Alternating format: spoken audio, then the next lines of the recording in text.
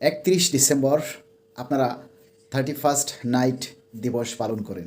রাত 12টা 1 মিনিটে আপনারা বিভিন্ন আতশবাজি ফুটিয়ে বিভিন্ন শব্দ করে আপনারা আনন্দ উল্লাস করেন। এই আতশবাজিগুলো আপনাদের রক্ত ঝরা, পরিশ্রম করা কিংবা আপনার বাবার শত পরিশ্রমের টাকা দিয়ে এই আতশবাজিগুলো কিনে আপনারা নষ্ট করেন। একদিকে শব্দ দূষণ করেন, একদিকে অর্থ নষ্ট করেন, আর একদিকে অনেক মানুষের ক্ষতি করেন। অনেক অসুস্থ হার্টের রোগী ঘুমিয়ে থাকে, অনেক শিশু ঘুমিয়ে থাকে, অনেক অসুস্থ বৃদ্ধ মানুষ তারা ঘুমিয়ে থাকে। আপনার আতশবাজির এই বিকট শব্দে তাদের মারাত্মক ক্ষতি হয়। আপনারা অর্থ লস করছেন, অসুস্থ মানুষের ক্ষতি করছেন।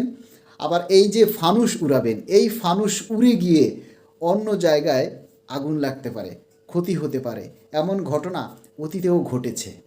এই সকল কাজগুলি থেকে আপনাদেরকে বিরত থাকতে হবে। ইংরেজি নববর্ষ এটা বাংলাদেশের সংস্কৃতি নয়, এটা বাংলার ঐতিহ্য নয়।